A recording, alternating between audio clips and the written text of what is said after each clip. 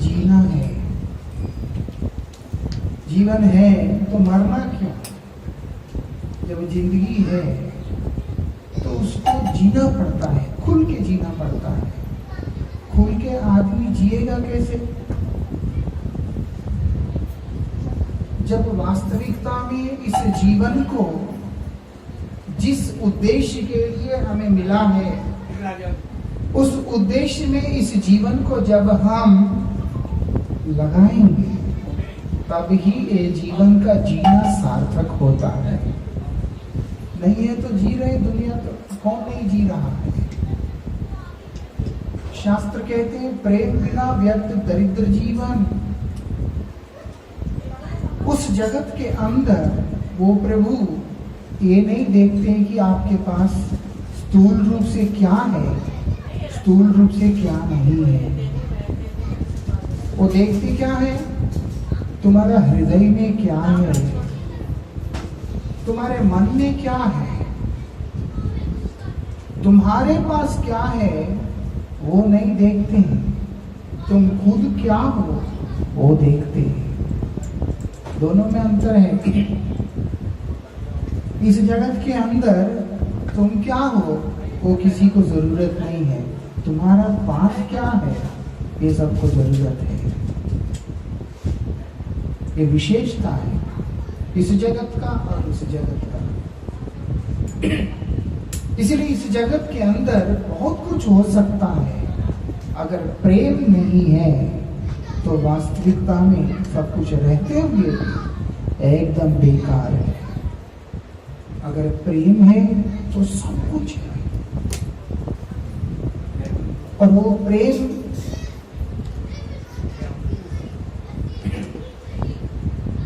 गोविंद को रिझाने वाला प्रेम हो, वो प्रेम उस गोविंद को अपना बनाने वाला प्रेम हो, तो फिर कहना ही क्या है। इसीलिए यहां पर बोल रहे हैं मेरा एक ही अभिलाषा है। अपनी अभिलाषा को मैं आपके सामने बतला रहा हूं कि मेरा क्या अभिलाषा है, लेकिन प्रभु देने के लिए मेरे पास कुछ भी नहीं है। क्यों? उसके पास कुछ नहीं है, वो कंजूस है? नहीं, वो समझ चुका है।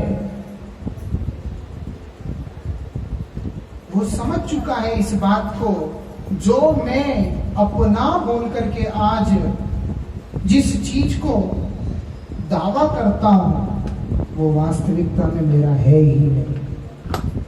जिस दिन में पैदा हुआ नग्न अवस्था में ही हुआ, जिस दिन मेरा मृत्यु होगा नग्न अवस्था में ही होगा। मतलब मेरा अंतिम यात्रा जो होगा।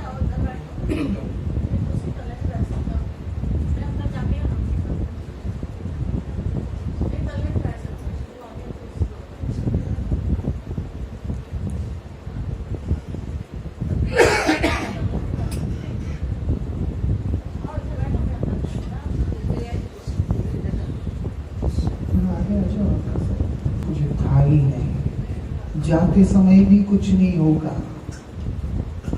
जितना मर्जी हम लोग इस संसार के भोगों को एकत्रित कर ले, मरने के बाद ले लेगा सब। पीछे के लोग वो रो भी रहा होता है और हाथ से अंगूठिया भी निकाल लिया होता है। कितना अद्भुत लीला है। ऐसा नहीं कि नहीं रो रहा है। हाँ, बड़े शौक से बनाया, डायमंड रिंग बनाया, हाथ में है, मर गया मान लो। जब लेके जा रहे हैं रो रहा है। हाँ, रोते रोते पिताजी, वही नंगे हाथ, जो हाथ में अच्छी अच्छी अंगूठियां होते हुआ करते थे, वो नंगे हाथ हो गया। जो गला सुंदर से उसके साथ में सजा हुआ रहता था, आज वो नंगा हो गया। यहाँ तक जेब में अगर 100 रुपए भी होगा उसको भी निकाल देगा। और उड़ाते क्या है? सिक्के, सिक्के उड़ाते, जा फूल के साथ मिला। कई तो वो भी नहीं करते, उतना कष्ट भी नहीं करते। चावल का दाना उड़ाते, बहुत अच्छा कि भैया भूख लगेगी रास्ते में।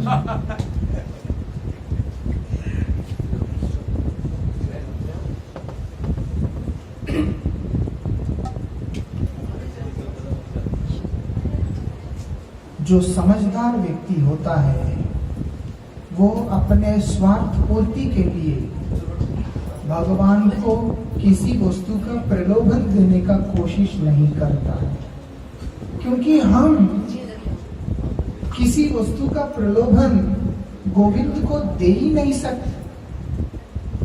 प्रलोभन तब दिया जाता है जब सामने वाला व्यक्ति को उस वस्तु की आवश्यकता। मान लो कि मुझे कुछ चाहिए और आपको अपना काम बनवाना है, आप बोलोगे कि ये करोगे तो ये दे दूं, ये दे दूं।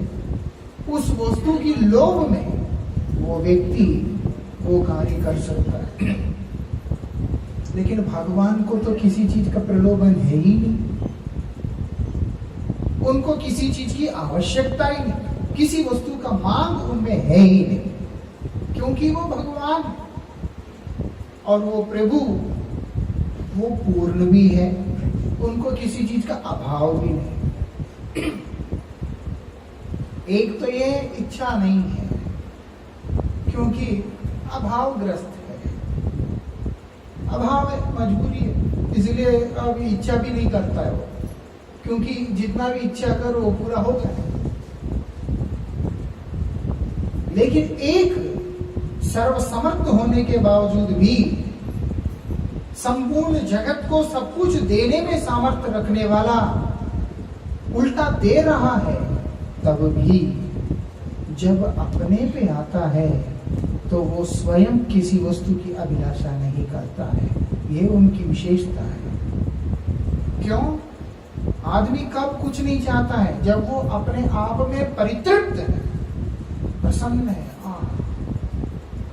वो कौन है? भगवान है।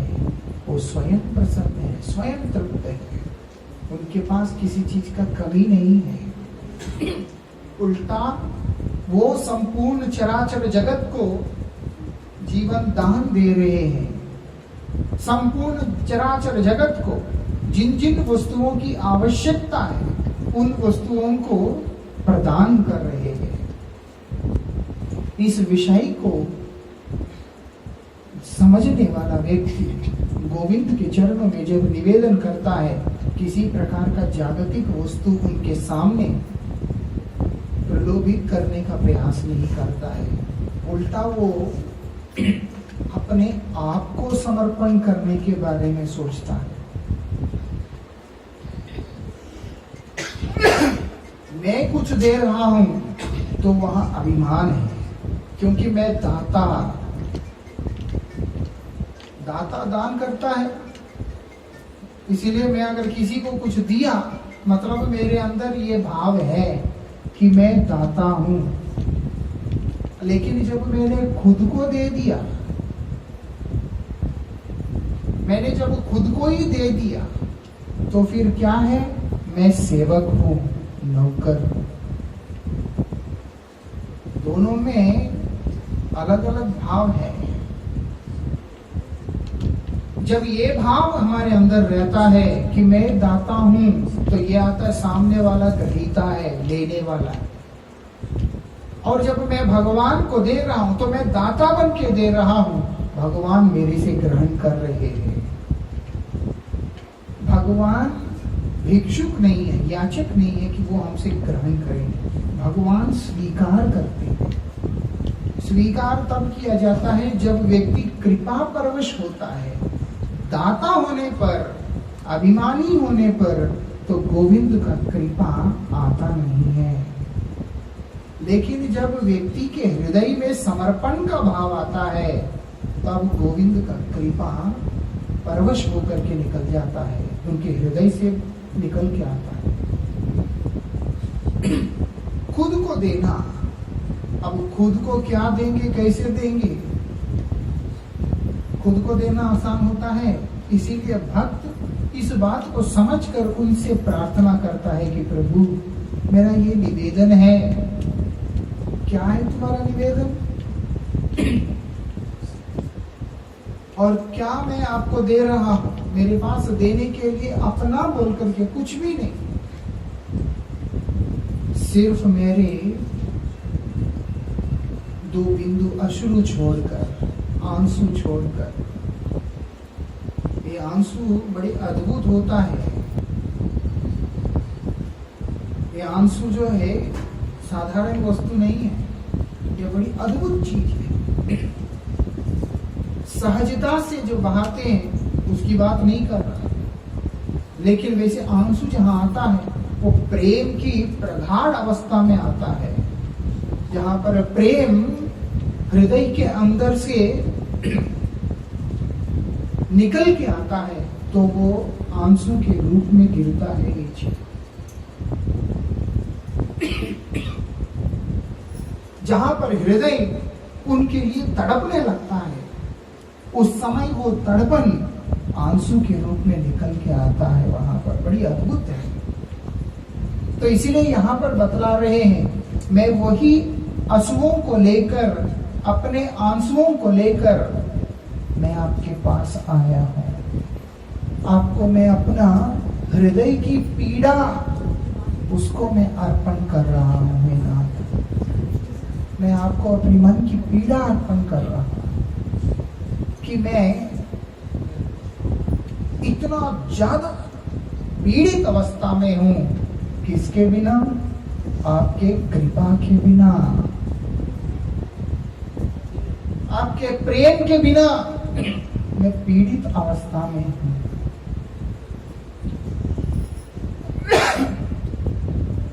इसीलिए मुझे अगर बदले में कुछ देना है प्रभु, अपना प्रेम ही प्रदान कीजिए, और कुछ मुझे आवश्यकता नहीं है। प्रेम है तो सब कुछ है, प्रेम है तो जीवन में आनंद है। प्रेम नहीं है, सब कुछ होने के बाद भी जीवन के अंदर केवल मात्र दरिद्रता है और कुछ भी नहीं। इसका क्या है प्रमाण? क्या है आप देखेंगे।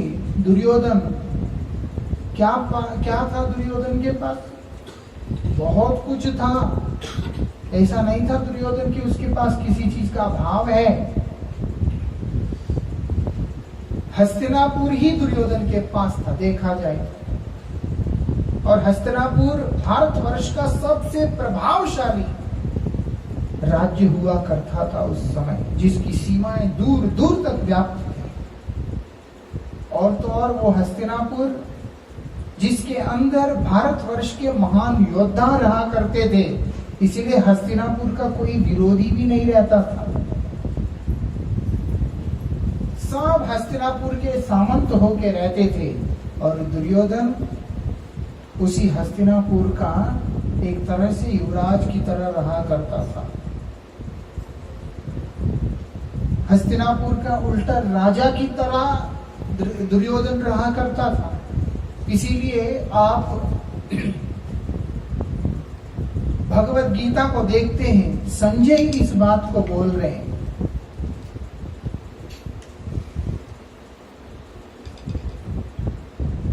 क्या कह रहे हैं? धृतराष्ट्र संजय से प्रश्न करते हैं कि धर्म क्षेत्रे कुरुक्षेत्र समवेत युयुत्सव मामका पांडवश्चैव किम अकुर्वत संजय। संजय उवाच। अब संजय बतला रहे हैं, क्या बोल रहे हैं? क्या है दूसरा श्लोक?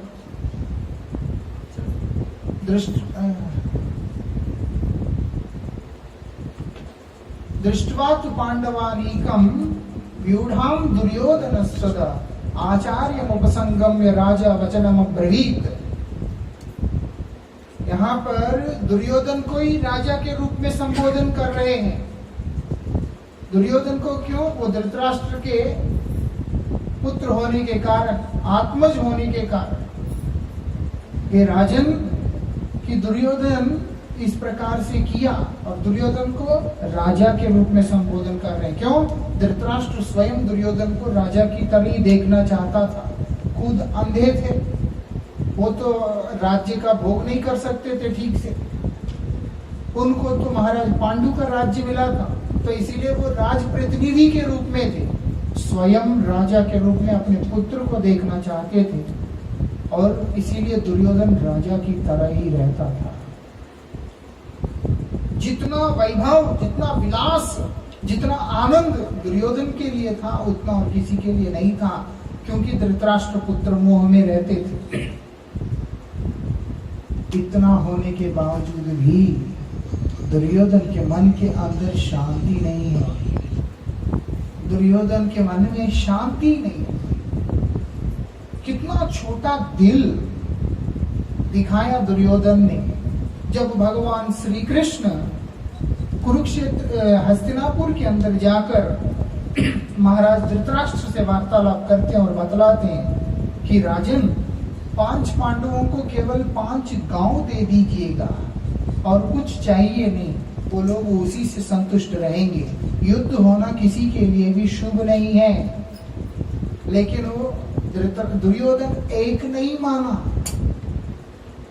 इतना विशाल साम्राज्य का भोग करते हुए क्या कहता है, सुई के बराबर जो भूमि है उतना भी दूंगा नहीं मैं। मांगा क्या? बोला 5 गांव दे दो, वही बहुत है। बोले ना, सुई के बराबर जमीन भी दूंगा नहीं। कितना छोटा दिल है, इतना ऐश्वर्य रहने के बावजूद भी। इसीलिए जब श्री कृष्ण हस्तिनापुर में आए, उस समय दुर्योधन ने श्री कृष्ण को निमंत्रण किया कि प्रभु आप हमारे यहाँ पधारे, भोजन करें। तो भगवान ने उनका प्रस्ताव स्वीकार नहीं किया। वो बोलते क्यों बेटे? भगवान बोलते 2 कारण है। क्या है? सबसे पहला कारण यह है कि मुझे भूख नहीं है। व्यक्ति तब खाता है जब उसको भूख लगता है। भूख ही नहीं लगता तो खाएगा क्यों? है ना? अगर भूख लगता है तो आदमी जाएगा, खा के आएगा। भूख ही नहीं लगता है तो खाएगा क्यों? कुछ नहीं खाएगा। इसीलिए भगवान बोलते हैं मुझे भूख नहीं है। तो झूठ बोला भगवान ने? भगवान ने झूठ नहीं कहा, पूर्णतः सत्य वचन कहा। कारण क्या है? वो पूर्ण है। जो परिपूर्ण होता है वो परितृप्त होता है। उसको किसी चीज का आवश्यकता उसके अपने लिए होता ही नहीं। और दूसरा बात क्या है? वो बोलते हैं दूसरा, तुम्हें मुझसे प्रेम नहीं है। इसलिए जिसके हृदय में गोविंद के लिए प्रेम नहीं है, जिसका हृदय बहुत संकीर्ण है, जिसके हृदय के अंदर लोभ है, भगवान वहां से कुछ भी ग्रहण नहीं करते। भगवान इस बात को बतला रहे हैं, मैं किस चीज का प्रेमी हूं, किस चीज का अभिलाषी हूं। तुम सोचते हो इस जगत के पदार्थों के द्वारा तुम मुझे प्रलोभित कर सकोगे, ये तुम्हारा अज्ञान मात्र ही है। मुझे आकर्षित कैसे किया जा सकता है? प्रेम के द्वारा किया जा सकता है। इसीलिए इतना ऐश्वर्य होने के बावजूद भी मेरे नजर में दुर्योधन तुम एक दरिद्र मात्र हो। इतना ऐश्वर्य होने के बावजूद भी, ना केवल ऐश्वर्य, भौम लीला के हिसाब से भगवान ने जब ये लीला किया, उस लीला के हिसाब से दुर्योधन का श्री कृष्ण के साथ में एक रिश्ता भी है इस संसार की दृष्टि से। क्योंकि उस जगत के अंदर जन्म कर्म लीलाएं नहीं होते हैं, वहां पर सिर्फ लीला विलास होता है। वो एक अलग जगत है। इस जगत के अंदर जब भगवान अवतीर्ण होते हैं पिता माता पुत्र भाई बहन, ये सारे रिश्ते नातों को लेकर के आते हैं, जिससे व्यक्ति अपने आप को भगवान के साथ उन रिश्तों के अंदर किसी भी एक रिश्ते के साथ जोड़ सके। वहां ऐसा नहीं है। तो इसीलिए भगवान का इस जगत का जो लीला है उसके अंदर दुर्योधन के साथ एक अलग रिश्ता है, और दुर्योधन ने उसका भी मान नहीं रखा, उसका मान नहीं रखा। भगवान बोलने लगे, तुम मेरे से प्रेम करते तो हो नहीं, तो मैं क्यों तुमसे ग्रहण करूं कुछ? या मैं भूख से तड़प रहा हूं, वो भी नहीं। ना मुझे भूख है, ना मुझे तुम्हें मुझसे प्रेम है। इसीलिए तुम्हारा किसी प्रकार का वस्तु मुझे आकर्षित नहीं करता है। मेरी दृष्टि में तुम एक दरिद्र व्यक्ति हो। अब आगे बढ़ते हैं, किसके घर पहुंच जाते हैं? विदुरानी के घर पहुंच जाते हैं। विदुर जी महाराज हस्तिनापुर के महामंत्री हैं। ये सिर्फ कहानियां नहीं है, ये भगवान का स्वभाव का परिचय देने वाले घटनाएं हैं। व्यक्ति के हरकतों के द्वारा आप समझ सकते हो कि ये किस तरह का सोच रखता है, किस तरह का व्यवहार है इसका, किस तरह का विचार है, किस तरह का चरित्र है। ये सारी चीजें व्यक्ति का देखने से, उसके हाव भाव से हम लोगों को समझा जाता है, और उनके संगियों के माध्यम से वो किन लोगों के साथ में उठना बैठना करता है। अंग्रेजी में एक कहावत भी है, A man is known by the company he keeps, बोल के। किस तरह का साथी संगी हमारे हैं, उसी हिसाब से हम लोगों को इसके बारे में जानकारी मिल जाता है कि सामने वाला व्यक्ति किस स्तर का है और कौन है।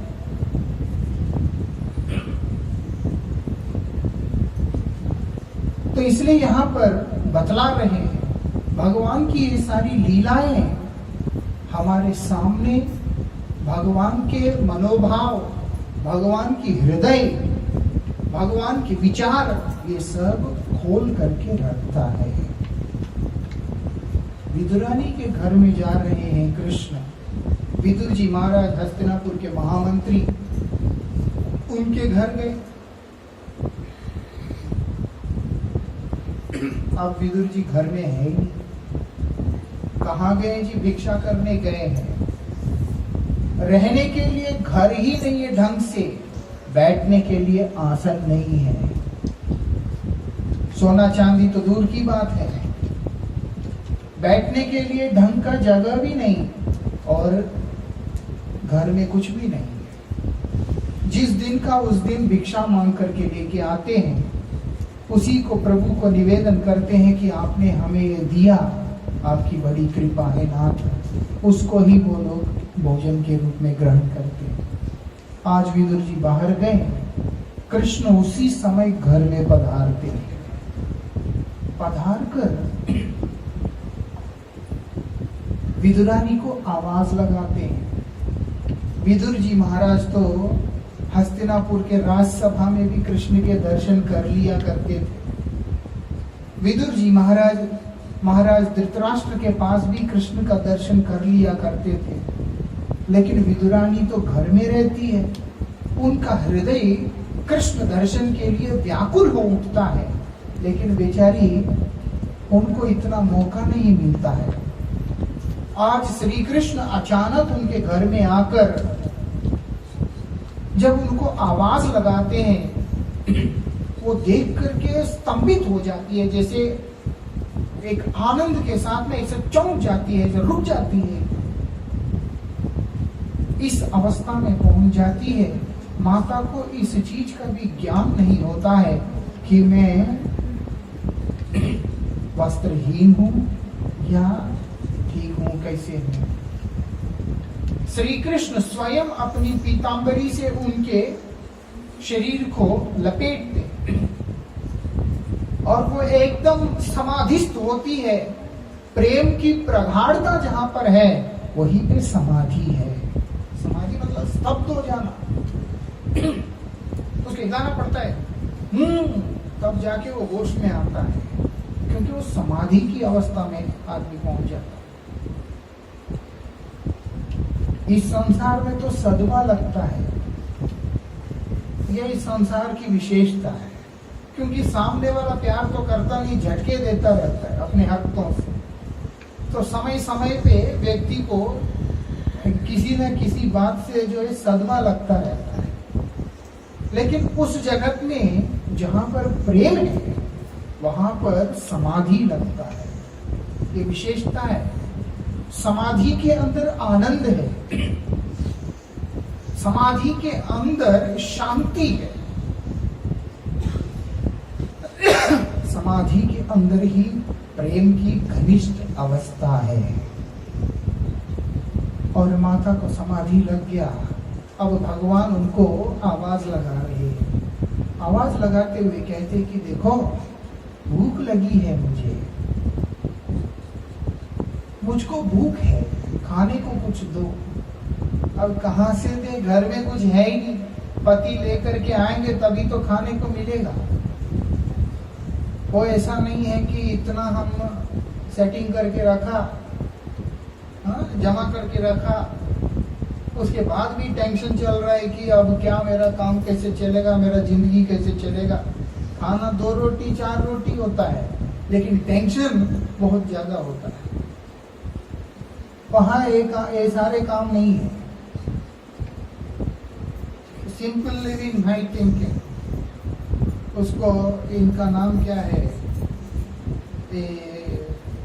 विदेशी जो फिलोसोफर्स है, जो सोक्रेटिस हो चाहे और लोग जितने भी है, वो लोगों का यही विचारधारा हुआ करता था। वो लोग भी इसी को फॉलो किया करते थे। जितने भी लाइफ में प्रोग्रेस किया, कुछ अचीव किया, वो लोग सादी जीवन के साथ ही किया।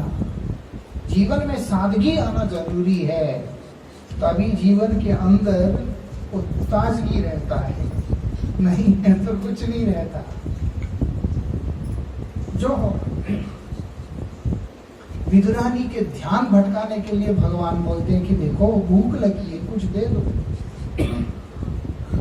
विदुरानी तो अभी अपने होश ही ना संभाल पाए।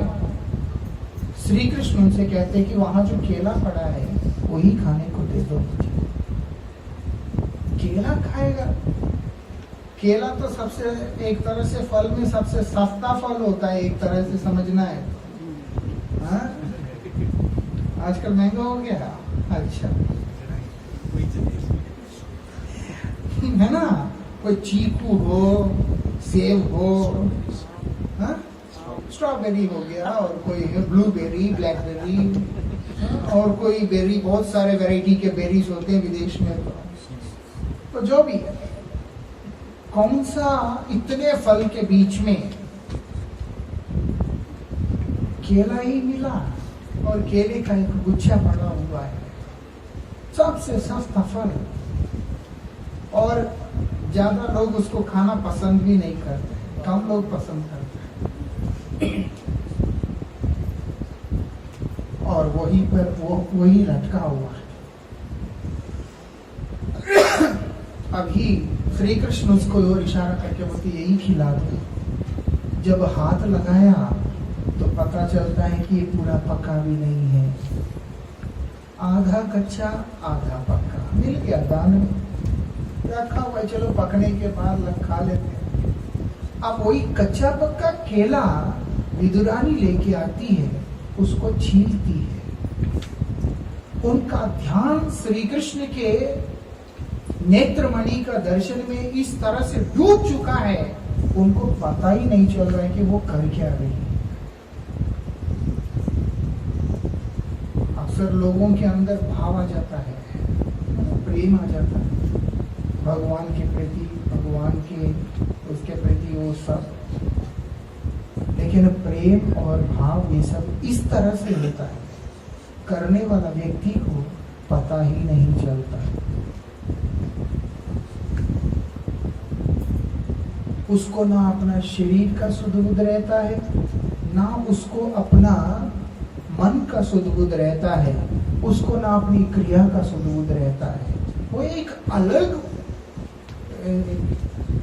उन्मत्त अवस्था में रहते हैं। उन्माद, प्रेम का उन्माद उनके ऊपर सिर चढ़ जाता है। वो जो प्रेम है भगवान के प्रति, वो सिर में आ जाता है। वहां पर बुद्धि काम नहीं करता है, वहां पर मन काम नहीं करता है, वहां पर व्यक्ति का ये भी काम नहीं करता है।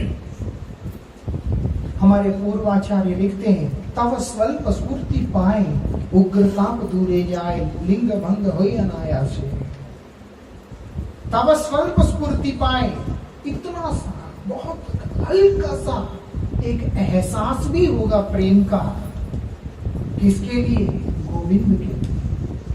थोड़ा सा भी एहसास होगा, उग्रताप दूरे जाए, उसको इस संसार का कोई भी कलेश लगता ही नहीं है। हमें प्रेम भी होता है, कलेश भी दिखते हैं। एक म्यान में 2 तलवार कैसे जा सकता है? जा सकता है? म्यान फट जाएगा भैया, लेकिन तलवार जाएगा, है ना? अगर विश्वास नहीं होता है तो बहुत सारे तलवार मिलते हैं, हर जगह पे मिल जाता है। और अमृतसर गुरुद्वारा के बाहर तो बहुत सारे मिलते हैं। हम भी एक लेके आए थे एक बार, जब प्रणाम करने गए थे, है ना? इतना सा एक लेके आए, हाँ, करपान बोलते हैं उसको। काफी टाइम तक रखा था उसको। बाद में एक महात्मा ने उसको किसी को शगुन में दे दिया, किसी को मेरे से ले लिया और उनको दे दिया। इतना सा हम जब गए थे लेके आए थे। जो सिख धर्म का पालन करते हैं वो लोग रखते हैं जो भी। म्यान में एक ही तलवार आ सकता है, 2 नहीं आता है। 2 का जगह नहीं होता, एक ही आता है। इसी प्रकार से एक समय एक ही अवस्था रह सकता है, या दिन हो सकता है या रात हो सकता है। दोनों एक साथ कैसे हो? तो इसीलिए यहाँ पर बतला रहे हैं, जब प्रेम का उदय होगा, जब उस भाव का उदय जीवन के अंदर होगा, तो इस संसार का कोई भी वस्तु, कोई भी स्थिति हमें प्रभावित नहीं कर सकता है। ये विशेषता है इसका। तो इसलिए यहाँ पर विदुरानी का वो स्वभाव, विदुरानी का वो प्रेम वहां पर निकल के आता है, दिखाई देता है। विदुरानी को बाह्य जगत का ज्ञान नहीं है।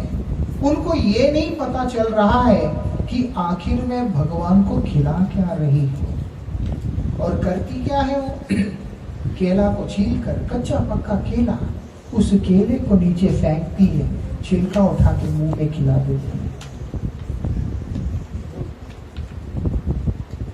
हम सब जानते हैं इस बात को, ऐसा नहीं जानते।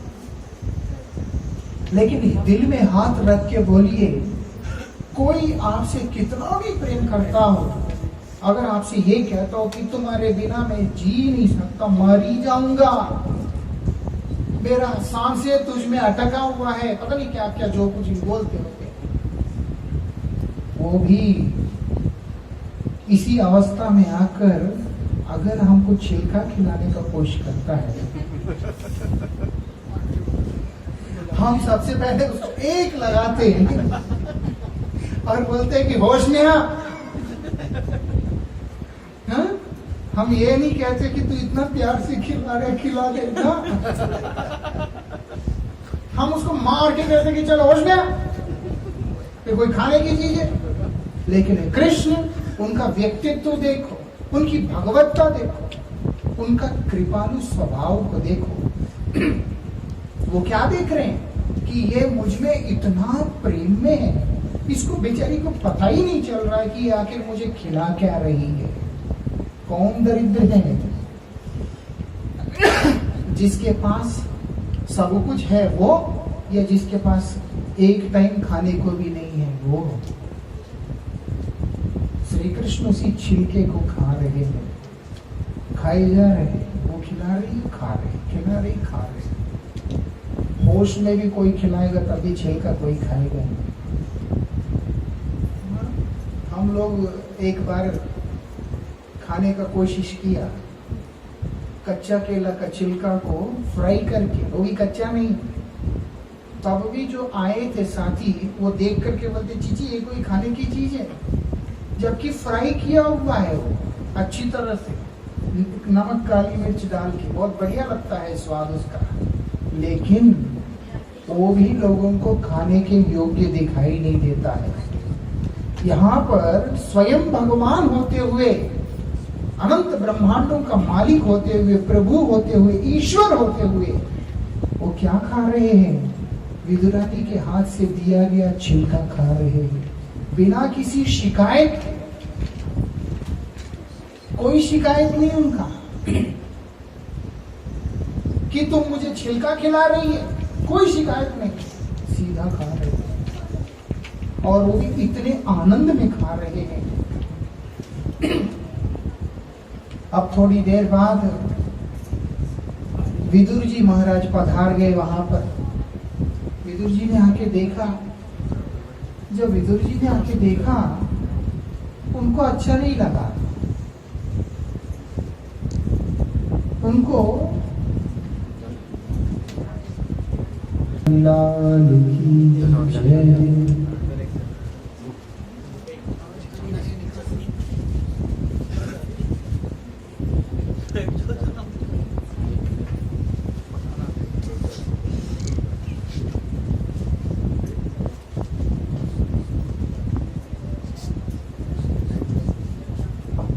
हम लोग इंडिगो एयरलाइंस की तरह समय पे पाबंद व्यक्ति है। इंडिगो एयरलाइंस की तरह वो ऑन टाइम अराइवल और ऑन टाइम डिपार्चर है उनका, हम भी वही हैं, इसीलिए हम ज्यादा समय आपका लेंगे नहीं। 9 बजे तक का मुझे यहाँ पर बोला गया था, ज्यादा से ज्यादा अगर टाइम लगा तो 9, 10 या 9:15, इससे ज्यादा नहीं। इसलिए कृपा करके आप जो भी आएगा उनको वहां पर रोक दीजिएगा, उनको बोलना वहां पर बैठ जाए, नहीं तो डिस्टर्बेंस होता रहता है, और थोड़ा सा आगे को आ जाइए। हरिकथा का एक फ्लो रहता है, क्योंकि ये भगवान की चर्चा है, वो फ्लो टूटने से फिर थोड़ा मुश्किल होता है। वैसे बहुत ज्यादा मुश्किल होता है, लेकिन ठीक है।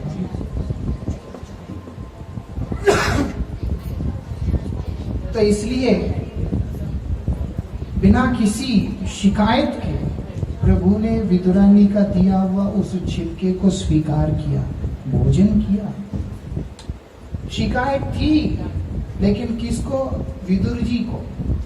विदुर जी आए घर में, जैसे ही दरवाजा खोला देखा कि सामने कृष्ण बैठे हैं, सामने विदुरानी बैठी है और छिलका उठा उठा के मुंह में खिला रही है। वो देख करके विदुर जी घबरा गए कि ये कर क्या रही है। कृष्ण आए हमारे घर में, स्वयं भगवान आए, द्वारिकाधीश आए, कोई कम है उनका ऐश्वर्य? ना, इतना होने के बाद ये छिलका खिला रही है। जल्दी जल्दी जा करके उनको बोलते हैं हट तू यहाँ से। बेचारी हट गई। अब ये छिलका फेंक रहे और केला खिला रहे हैं। श्री कृष्ण ने स्वीकार नहीं किया। श्री कृष्ण ने स्वीकार नहीं किया। क्यों नहीं स्वीकार किया? श्री कृष्ण वहां पर बतला रहे हैं कि विदुर, मैं वास्तविकता में ना केला भोजन करता हूं, ना मैं छिलका भोजन करता हूं। महाभारत के अंदर ये उल्लेख स्पष्ट रूप से आता है। तो प्रभु आप खाते क्या है? मैं तो सिर्फ उसकी भावना को ग्रहण करता हूं, उसका प्रेम को ग्रहण करता हूं। वो किस भाव से मुझे खिला रही है, वो मेरे लिए सबसे ज्यादा मायना रखता है। अगर हमारे भावना के अंदर भगवान के प्रति झुकाव नहीं है, तो हम इस जगत में जो कुछ भी करें वो सब अंत में निरर्थक होकर के चला जाएगा। वो सब अंत में विफल हो जाएगा, किसी काम का नहीं होगा। इसीलिए बोला प्रेम के बिना वो जो धन है, संपत्ति है, एक ऐसा संपत्ति गोविंद को अपने ओर खींच कर ला सकता है। कृष्ण आकर्षण होना जरूरी है। कृष्ण अगर हमारे जीवन में आकर्षित होकर के नहीं आते हैं तो फिर माया आ जाएगा वहां पर, माया वहां पर आ जाएगा। माया क्या है? वस्तु है ही नहीं लेकिन लगता है। एक दूसरे को किसी से प्रेम नहीं है, लेकिन जब व्यवहार करते हैं तो इस तरह से लगता है कि एक दूसरे के बिना कोई जिंदा रह ही नहीं सकता, मर ही जाएगा अगले मिनट में। ऐसे कई जगह पर देखा, दिन में 20 बार मिलते हैं परिवार के लोग तो 20 बार एक दूसरे से आलिंगन करके अपने एक दूसरे का सर चूम लेते हैं, सूंघ भी लेता है, इतना ज्यादा दिखाते हैं जब मिलते हैं। जब नहीं, बाकी टाइम में एक दूसरे का टांग खींचने में व्यस्त रहते हैं। वो प्रेम होता है? ऐसे प्रेम का अर्थ क्या है? ऐसे जीवन का मूल्य क्या है? प्रेम वो होता है, व्यक्ति कहीं पे भी हो, किसी भी अवस्था में हो, हर अवस्था में मैं जिससे प्रेम करता हूं वो मेरा सब समय के लिए प्रिय है। उसके अच्छाई में भी वो मेरा प्यारा है, उसके बुराई में भी वो मेरा प्यारा है, और उसके बाद हर अवस्था के अंदर वो मेरा प्यारा है। ये होता है प्रेम। मेरे प्रसन्नता के लिए मेरे हिसाब से जो व्यक्ति चल रहा है वही मेरा प्यारा है, और जो मेरी इच्छा के अनुसार नहीं चलता तो उसके प्रति मेरा प्रेम का कोई अस्तित्व ही नहीं। इस प्रकार की जो धारणा वो किसी को भी सुख देता नहीं, ना प्रेम करने वाले को ना उस प्रेम को पाने वाले को, क्योंकि उन दोनों की प्रेम के अंदर सत्यता है ही नहीं। ये असत्य, अनित्य, अज्ञानमयी प्रेम की तरह प्रतीत होने वाला जो काम व्यक्ति के जीवन के अंदर उस मुहूर्त में प्रवेश करता है जब हमारा गोविंद के साथ में प्रेम नहीं होता है।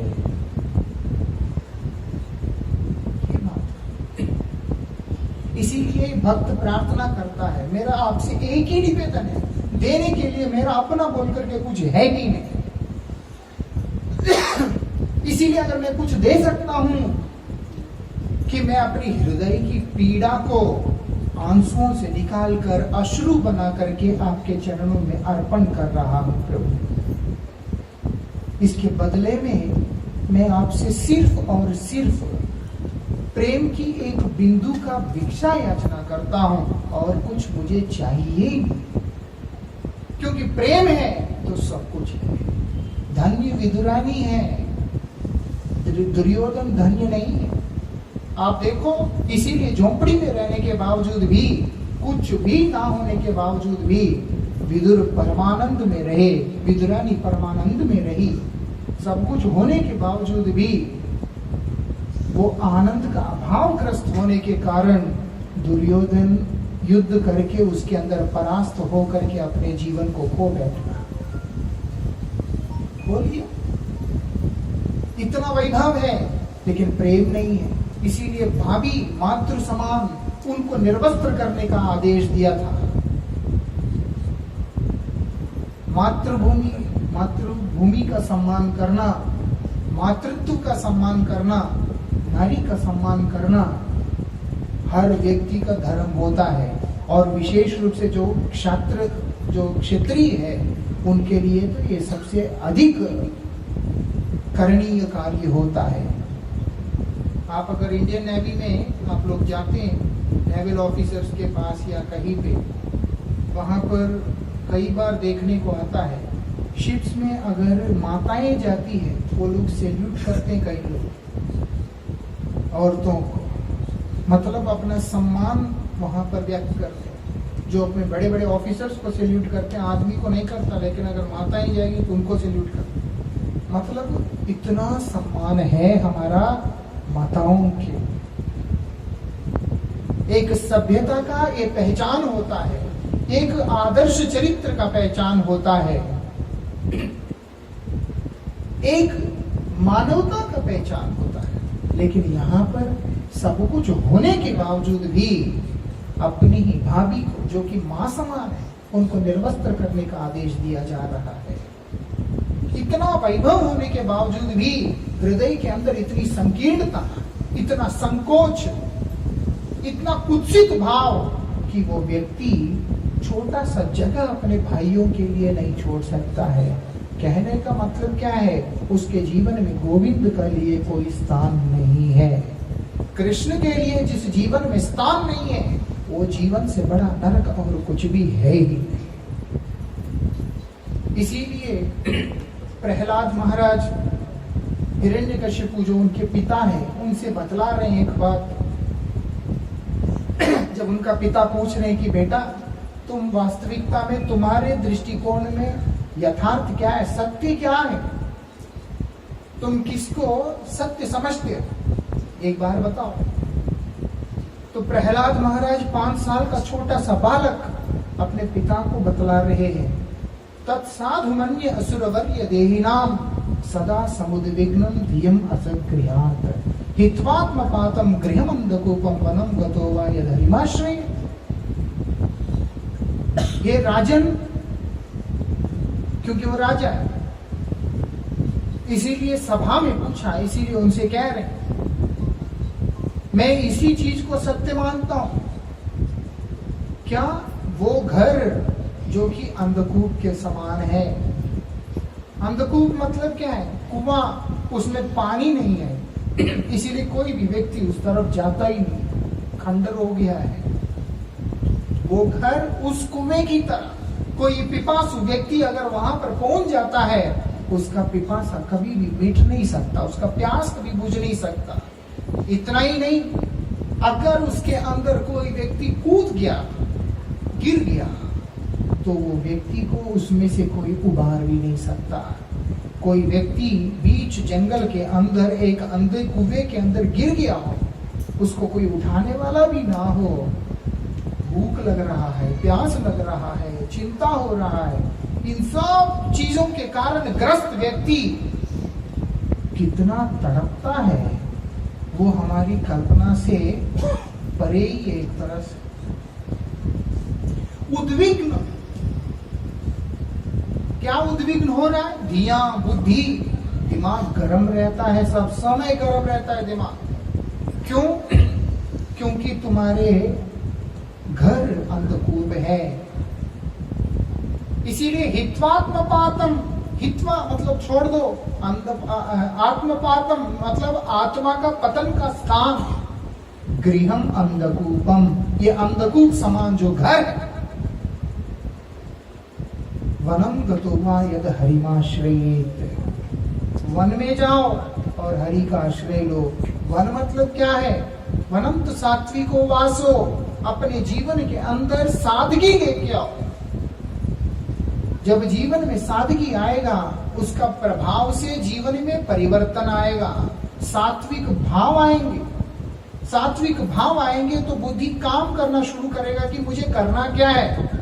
तब समझ में आएगा कि मुझे गोविंद से प्रेम करना है, भगवान से प्रेम करना है। जब भगवान से प्रेम करना आरंभ करेंगे तो जीवन में रस आना शुरू होगा। रस मतलब आनंद। जब रस आना शुरू होगा तो फिर व्यक्ति का जीवन सार्थक होगा, अन्यथा संभवतः नहीं है। क्योंकि भगवान वस्तु का भूखा नहीं है, भगवान प्रेम के भूखे हैं। वो प्रेम रस के रूप में प्रकाशित होता है। जिसका जितना गहरा प्रेम, उतना ही रस वहां पर प्रकाशित होता है। उसका आस्वादन करता है स्वयं भगवान और वो प्रेमी दोनों। और अगर प्रेम नहीं है तो इसी तरह से जीवन सड़ता हुआ चला जाएगा। इसीलिए प्रार्थना यही करना चाहिए कि प्रभु, मैंने इस जगत को अपना समझा, लेकिन मैं आपसे क्षमा प्रार्थना करता हूं। बोलना चाहिए उनसे, कि मैं आपसे क्षमा प्रार्थी हूं, और मैं चाहता क्या हूं? सिर्फ आपका प्रेम चाहता हूं, क्योंकि आपका प्रेम अगर मेरा जीवन में उदित हुआ तो मुझे सब कुछ प्राप्त होगा, ये मैं समझ चुका हूं। आप और एक चीज देख सकते हो, दुर्योधन और अर्जुन दोनों श्री कृष्ण के पास गए। दुर्योधन ने क्या किया? कृष्ण से मांगा, और अर्जुन ने क्या मांगा? कृष्ण को मांगा। एक भगवान को मांग लिया, दूसरा भगवान से मांगा। दुर्योधन ने क्या मांगा? दुर्योधन कह रहा है कि मुझे अपनी सेना दे दो। अर्जुन कहता है मुझे कुछ नहीं चाहिए, आप मेरे साथ में रहो बस। श्री कृष्ण तब भी कह रहे हैं दोनों मेरे अपने हैं, मैं तो लड़ाई करूंगा नहीं, मैं तो अस्त्र उठाऊंगा नहीं, अकेला आदमी हूं, क्या करोगे? बोले मुझे उसका चिंता नहीं है, आप मेरे साथ में रहे बस, मेरे हैं आप। दुर्योधन कहता है ठीक है। चतुरांगिनी सेना, नारायणी सेना, वो बोलते वो मुझे दे दो। एक तरफ कृष्ण का सेना पूरा, एक तरफ स्वयं कृष्ण, वो भी अस्त्र शस्त्र धारण किया नहीं। आप प्रभाव देखो, अभी युद्ध समाप्त भी नहीं हुआ, इससे पहले ही संजय ने अपने विचार दे दिया। क्या बोलते हैं? यत्र योगीश्वर कृष्णो यत्र पार्थो धनुर्धरा। जहां पर योगेश्वर भगवान श्री कृष्ण और जहां पर स्वयं पार्थ विराजमान है, मतलब भक्त और भगवान जहां पर है, वहां पर भक्त के जीवन के अंदर भगवान का प्रेम, इसके अतिरिक्त उसके जीवन में पराजय का कोई स्थान ही नहीं है। तत्र वहां पर क्या है? विजय है, मतलब वहां पर जीत है। किसके ऊपर से जीत? इस तुच्छ नाशवान जागतिक दुखों के ऊपर से जीत। और उसके बाद क्या है? श्री सुंदरता। श्री मतलब सुंदरता। सुंदरता अंदर से आता है, अंतर आत्मा से आता है। व्यक्ति की जो सुंदरता है वो यहां से आता है। हम लोग खुद को समय देना चाहिए कि मैं अपनी सुंदरता को बाहर निकाल के लाऊं। सुंदर तो हर कोई दिखना चाहता है इस जगत में, ऐसा नहीं कि नहीं चाहता, लेकिन उस सुंदरता को दिखाने का जो तरीका है वो सबका अपना अपना है। लेकिन जो शास्त्र के अंदर वास्तविकता में बतलाया, क्या बताया? उस सुंदरता को तुम आत्मा की सुंदरता बना करके लेके आओ, अंदर से निकाल के लाओ, तो उसका एक अद्भुत रूप होगा। इसीलिए बोलते हैं जब भगवान जीवन में आते हैं, आत्मा से सुंदरता निकल करके आएगा। ये विशेषता है वहां, अंतरात्मा सुंदर हो जाएगा। ये बात संजय उसी समय कह रहे थे, जबकि युद्ध समाप्त भी नहीं हुआ। और हम देख सकते हैं इतने बड़े युद्ध के अंदर, इतने बड़े महायुद्ध के अंदर जीता कौन? पांडव ही जीते हैं। और तो और स्वयं व्यास जी महाराज महाभारत के अंदर अपने विचार देते हुए बतला रहे हैं। क्या बोलते हैं? केशव की कृपा से, मतलब श्री कृष्ण की कृपा से, इतने भयंकर संसार के बीच में से, इस भयंकर रण के बीच में से पांडव अनायास पार करके चले गए। हम तो जीवन के अंदर छोटी सी संघर्ष को झेल नहीं पाते, कितना कष्ट होता है। उसने अपमान किया, उसने ये किया, इसने वो किया, बहुत सारी चीजें मन में आ जाता है, इतने सारे कलेश हमारे साथ है। लेकिन वहां वो बोलते हैं कृष्ण की कृपा से, जिस प्रकार से गाय का बछिया छोटे से नाली को या छोटे से एक खड्डे को ऐसे छलांग लगा के जैसे अनायास पार कर लेती है, उसी प्रकार से भक्त भी इस संसार के जो क्लेश है उसको अनायास पार करके आगे निकल जाता है। ये विशेषता है। इसलिए प्रेम के लिए ही प्रार्थना करना चाहिए कि प्रभु मुझे आपसे प्रेम हो, मेरे जीवन में आपका उदय हो। आपकी कृपा मेरे में आए, इस तरह से प्रार्थना करना चाहिए। भगवान से प्रेम करने वाला व्यक्ति स्वाभाविक रूप से हर एक से प्रेम करेगा, क्योंकि जीव भगवान की सृष्टि है।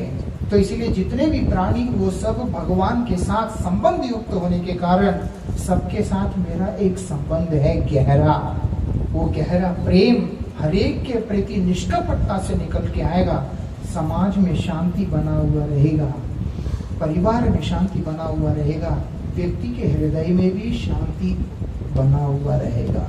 इन सबसे ऊपर की बात भगवत प्रेम हमें प्राप्त होगा। अभी हम एक संकीर्तन करते हैं, उसके बाद विश्राम।